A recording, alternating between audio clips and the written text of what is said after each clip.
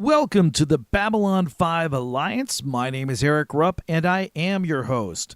On this show, we are going to be paying tribute to the late Ron Glass, a great actor who made his mark in the 1970s on the TV show Barney Miller, and who also had a late career renaissance with a great role on Firefly and, of course, the Firefly follow-up movie Serenity. He played Shepherd Book, the preacher on board the ship, who had a mysterious past. Really good part for him. He was the right guy for that part. He was great in that role and brought a lot of sophistication and style to the part.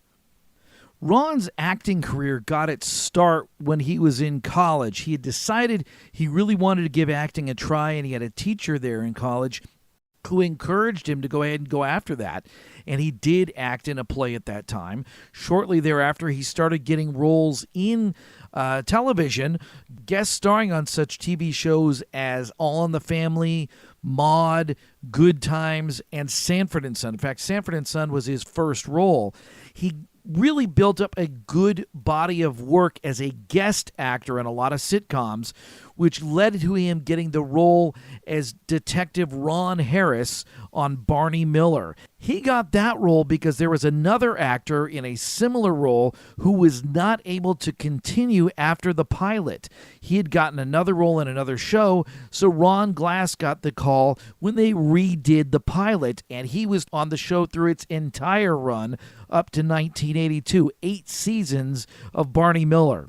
Ron was one of the highlights of the show. Now, granted, Barney Miller was loaded with great characters and great actors. The writing was fantastic. The direction was perfect for what you had for the show. It was an interesting show, too, because it was basically a stage play on TV. Each week, they had 2 sets. They had the squad room, or the detective's room in this case, and Barney Miller, the captain, his office. They had those 2 rooms, and that was it for almost every episode. There were a handful of episodes where you saw Barney's house. Once you saw, I believe, Ron Harris's house. A little bit here and there, and like hotel rooms as they're staking out various people. But for the most part, it was a 2-set show, and they made the most of it. What made it work was that they really had excellent writing and excellent acting, so that even though you didn't go anywhere, there was a lot going on. It was a really brilliant show, and Ron Glass really made Ron Harris his own character. He really brought a lot to him. Ron Harris, starting off as a detective, promoted to sergeant, detective sergeant. He was a very intelligent, well-educated, high-class, highly sophisticated person with a great sense of style, and he just so happened to be African-American. They didn't make a big issue out of that very often, and when they did, it was very organic to the story and very well done. They just presented him as just another one of the guys on the squad, just another detective in the room, just maybe one of the smartest detectives in the room. And they really handled that character perfectly. Ron Glass handled the character extremely well. He was both likable and occasionally annoying because he was a bit arrogant. And so it was something where you liked the guy and sometimes you didn't like him, but it just made the character that much better. Here's a great scene where they have one of the days where the detectives are supposed to be in uniform. Presumably this is once or twice a year this happens, and Detective Harris is not in uniform. And Captain Miller, who is, along with everybody else in the detective squad, Captain Miller is not happy that Detective Harris is not in uniform, and you'll see how that gets handled right here. This is actually a really good example of him being both likable and annoying at the same time. So check this out.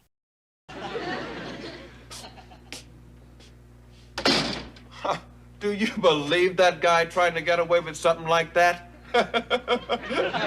What about the uniform? It looks damn good, Bucky.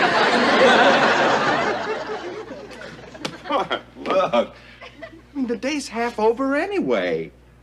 Which leaves you ample time to go home and slip into something less comfortable. I don't have it. I mean, you don't have it. Where is it? I don't know. Must have gotten lost when I thinned out my wardrobe last year. Really? Barney, it was a very hectic time. I mean, when they switched back to traditional, Barney, it caught me completely off guard. I remember. Yeah. So anyway, Barney, don't worry. I'll have a uniform next time around. You will have one by 6 this evening. How? Barney, even if I can get to the uniform place today, I mean, there are alterations, fittings. Get one off the rack. I thought we knew each other. Ron's time on Barney Miller was just fantastic. He was great on the show. The entire show was great. And they ended up canceling the show or ending the show when really the creator of the show felt that there was just no way to continue it and keep the quality as high as it had been. So they bowed out on top. They literally did bow out on top. That show was fantastic right up to the end. And Ron Glass went from that to a number of roles in shorter-lived series in the 80s and 90s. So for the next couple of decades, he kept going as a workmanlike actor, doing a really good job in whatever he did, just nothing that really stuck. And then he took the opportunity to take a role on Star Trek Voyager, and he found that his aversion to science fiction had been misplaced. It had been based on incorrect assumptions. So when the opportunity came up for him to be on Firefly, he jumped at the chance, and he was very glad that he did. He loved being on the show. He loved the cast. He loved the writing. He loved everything about Firefly, and it was really a late career highlight for him. And it was something that he really was born to do practically. He was so Shepard Book. The character of Shepard Book was the conscience of the Serenity, the ship on Firefly. And he really had a good attitude where even if people were doing things that he didn't agree with on a moral basis, he still found a way to get along with the people and not talk down to them.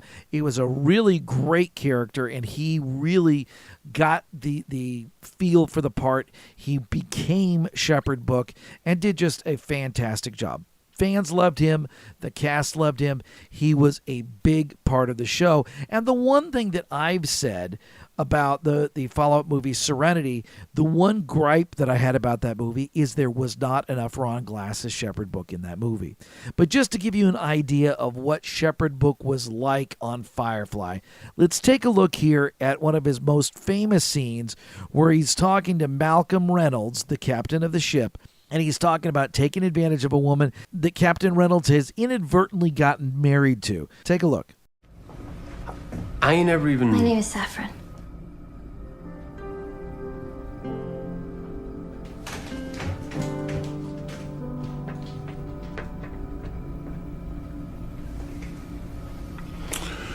Divorce is very rare and requires dispensation from her pastor. I can send him away, see what I can do. I appreciate that. She's a nice girl. Seems very anxious to please you. That's their way, I guess. I suppose so. If you take sexual advantage of her, you're going to burn in a very special level of hell. A level they reserve for child molesters and people who talk at the theater. What? I am not. Preacher, you got a smutty mind. Perhaps I spoke out of Or turn. maybe haps, I'm thinking. I apologize. I'll make her up a room in the passenger dorm. Good. The special hell. One of the great things about having Ron Glass in the role of Shepard Book was he could handle both the comedic side of the part and the dramatic side equally well. He was great at both. And it was one of those situations where Joss Whedon really had the opportunity to do whatever he wanted with the character because he knew that Glass could definitely handle whatever he threw at him. And he did. I mean, he had a lot of great parts, both dramatically and comedically in the role.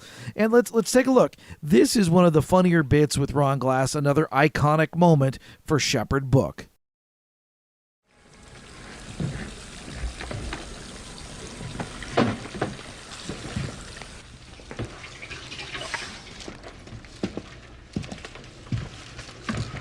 Hello? In here, River. I tore these out of your symbol and they turned into paper. But I want to put them back, so. Sorry. What's that? River? River, come back! Preacher, what the hell did you sick? Whoa. They say the snow on the roof is too heavy. They say the ceiling will cave in. His brains are in terrible danger. River? Please, why don't you come on out? No, can't. Too much hair. Is that it? Hell yes, preacher. If I didn't have stuff to get done, I'd be in there with her. It's the rules of my order. Like the book, it symbolizes... River, honey, he's putting the hair away now. Doesn't matter. It'll still be there. Waiting. Despite his lighthearted, easygoing nature, Shepard Book did hide a secret past. And as it came up in the show, it became clear that he had some history either in the military or in some kind of special law enforcement division, something where it was covert, special ops kind of stuff. And he had a history with that because he was rather adept at defending himself. He was not just another preacher. He had a hidden past, something he felt the need to make up for. And what was kind of interesting about this is we never learned the truth about Shepard Book. We never learned in the series or the movie what the exact details were. We knew generally what happened when he was injured and they went to that Alliance ship and they saw who he was and what his identity was. They immediately rushed him to the infirmary to get emergency surgery.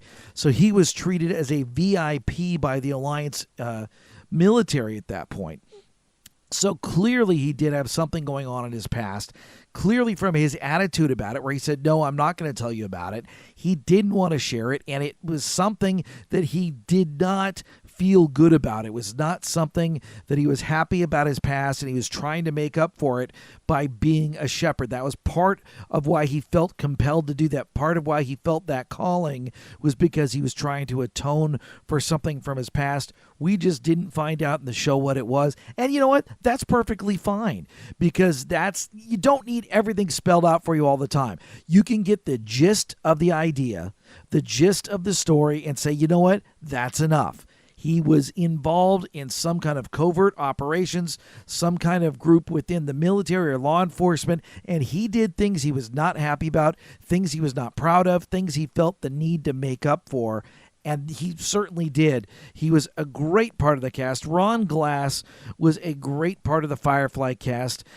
Shepard Book was a great part of the crew, and it's something where a lot of fans kind of overlook him to a certain degree, but he is also a great character that just about every fan of the series loves. So when Ron Glass died in 2016 at the age of 71, a lot of Firefly fans took it really hard. He was one of the most beloved members of that cast, and rightly so. He was great at what he did, and he was super enthusiastic about being part of the show, and that enthusiasm was visible. You could tell whenever he talked about the show just how much he loved it, and the fans loved him too. It was a really sad thing that he only lived to be 71, but he did get that late career renaissance, that chance to get that love from fans that he hadn't gotten since Barney Miller back in the 70s and early 80s, and with no internet back then, he really couldn't sense just how much people loved him in that role, but when he did Firefly, he certainly could get it there.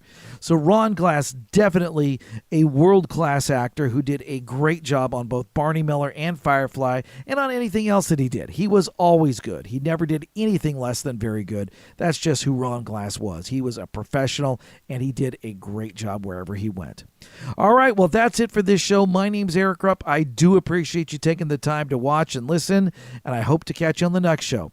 Thanks a lot. Bye-bye.